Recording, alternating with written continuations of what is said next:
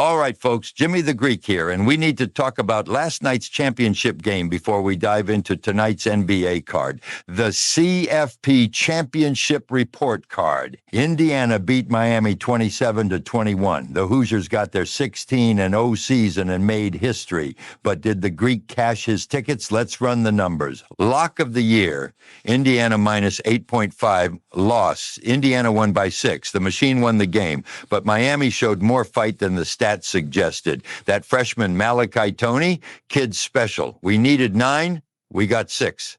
That's the game. Game total over 47.5, win. Final score 48 points. We hit it by half a point, but a win's a win. Indiana team total over 27.5, loss. Indiana scored exactly 27, needed 28, fell 1 point short. Carson Beck over 0.5 interceptions, win. Beck threw the game-sealing pick with 44 seconds left, just like I told you he would, trailing in the second half, forcing throws, playing desperate. Check the tape. Fernando Mendoza under 18.5 rushing yards, win. Mendoza had that 12-yard touchdown scramble, but stayed under 18.5 total rushing. The kid's a pocket passer, not a runner. Final record 3-2. Not perfect, but we made money. I called the winner. I called Beck's turnover problems, but I didn't account for Miami's heart. That's football. Now let's talk Tuesday night NBA. We've got a 7-game slate, and the neurostochastic basketball prediction engine is flagging this as a level 5 volatility event. Why? Jimmy Butler tore his ACL last night. Nikola Jokić is out with a knee injury. Kevin Durant's in Houston. Luka's in LA. The NBA landscape has shifted, and the books haven't caught up yet. The Greeks' top play, Minnesota Timberwolves minus 11.5 versus Utah Jazz. Confidence, 9.4 out of 10. Minnesota's 27-16. Utah's 14-29, and riding a 4-game losing streak. The Timberwolves are favored by 11.5, and the model says the true line should be Minnesota minus 14.8. That's a 3.3-point edge. Anthony Edwards is averaging 29.6 points per game. Rudy Gobert is leading the NBA, shooting 71.3% from the field. Julius Randle's putting up 22.5, 7.1, and 5.5. This is a pick-your-poison offense. Utah's got Lauri Markkanen averaging 27.9, but their defense is bottom tier at protecting the rim. Against a team with Gobert's vertical spacing and Edwards' driving ability, that's fatal. Here's the trap. Utah's 14-7 against the spread at home this season, but those covers came against sub-500 teams. Against top-quartile opponents like Minnesota, Utah's ATS record plummets. The public's taking Utah and the points at 60%. That's a red flag. Jazz home games hit the over 76.2% of the time. Minnesota road games hit the over 63.6% of the time. The total's set at 244.5. When both teams are built to score and one side doesn't play defense, the team with the superior offensive rating, Minnesota, extends the lead. The Greeks call Timberwolves minus 11.5. Final score, Minnesota 131, Utah 112. Pick number 2, Houston Rockets minus 3.5 versus San Antonio Spurs. Confidence, 8.9 out of 10. San Antonio's got the better record at 30-13, but Houston's got Kevin Durant. The Rockets are 25-15, and the model gives them a 74% win probability. The true line should be Houston minus 6, not minus 3.5. Durant's averaging 26.1 points on 51% shooting and 39.3% from 3. His presence in the mid-post draws double teams, creating 4 on 3 opportunities for Alperen Şengün, who's averaging 21.6 and 6.3 assists. Amen Thompson's flourishing at 18.6 points on 51.4% shooting because defenses are so focused on Durant. San Antonio's got Victor Wembanyama and De'Aaron Fox, and that's a terrifying duo, but Durant can score over the top of Wembanyama's length from the mid-range, neutralizing his drop coverage. And Houston's got elite perimeter defenders in Jabari Smith Jr. and Amen Thompson to switch onto Fox. And here's the key stat. Rockets home games go over only 41.2% of the time. Spurs road games go over only 40.9% of the time. This is a defensive battle with a total set at 220.5.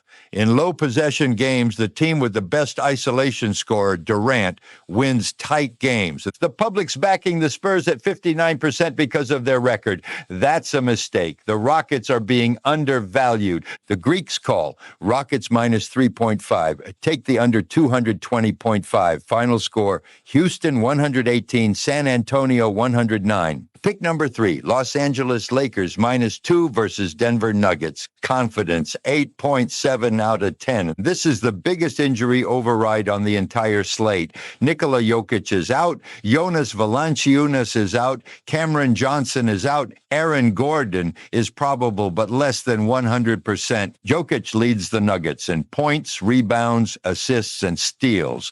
Removing him subtracts 14.2 points per 100 possessions from Denver's offensive rating. The line is Lakers minus 2.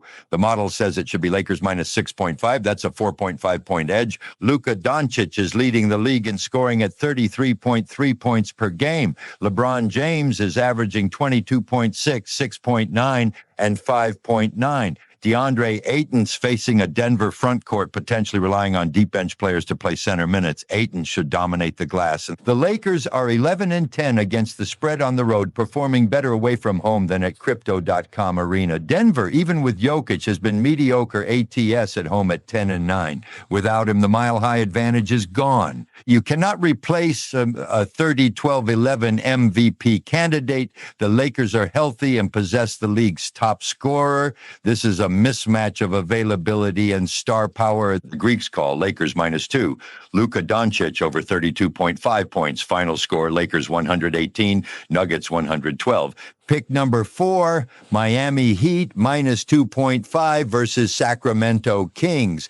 Confidence, 8.1 out of 10. Miami's 22-21. Sacramento's 12-31. The Heat are on a back-to-back after playing Golden State last night. But here's the thing. San Francisco to Sacramento is a short bus ride.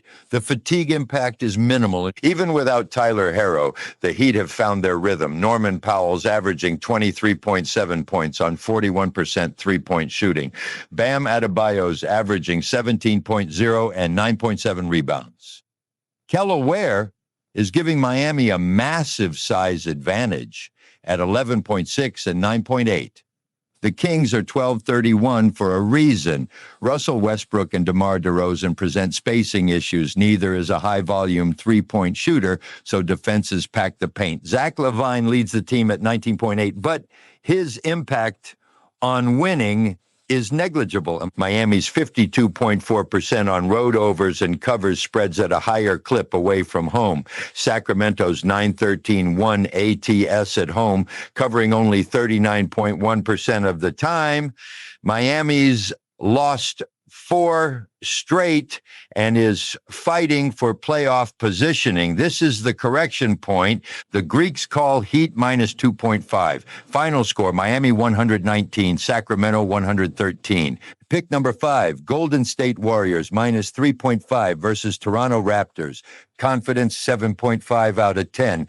Jimmy Butler tore his ACL last night. Season over. This is an emotional game, and the model's historical database shows a rally effect. Teams perform 12 to 15% above baseline in the immediate game following a major injury due to heightened focus and adrenaline. Draymond Green, who missed last night, is expected to return. His presence provides the defensive communication and playmaking needed to stabilize the ship. Stephen Curry's usage rate is projected to spike from 30% to 36% against a Raptors backcourt that can be scored upon. Curry's prime for 30-plus. Toronto's missing R.J. Barrett, Jakob Poeltl, and Jacoby Walter. The absence of Poeltl leaves them vulnerable in the paint and on the glass. The Warriors, despite being small, are excellent team rebounders. The consensus shows 58% on the Warriors, despite the bad news about Butler. The line of minus 3.5 is manageable. The Raptors are missing key starters just just as much as the Warriors are missing Butler. Draymond's return is the X factor. The Greeks call Warriors minus 3.5. Final score, Golden State 114, Toronto 108. Additional plays, 76ers -1 versus Suns in a near pick'em. Back the home team. The public's leaning Phoenix at 57%, making Philadelphia a contrarian value play. Confidence, 7.2 out of 10. Bulls minus 3.5 versus Clippers. The Clippers are 7-14 on the road, 18-23 overall. Chicago's at home. Lay the points. Confidence 6.8 out of 10. The Greeks' final word. The top three plays tonight are the Timberwolves, the Rockets, and the Lakers. The Jokic absence is the single biggest inefficiency on the board. The books haven't adjusted enough. That's where we strike. Allocate your volume to Minnesota, Houston, and LA. The correlation between Minnesota's spread coverage and the over in that game is also high value. This is Jimmy the Greek. The championship's over. Now we make money on Tuesday night.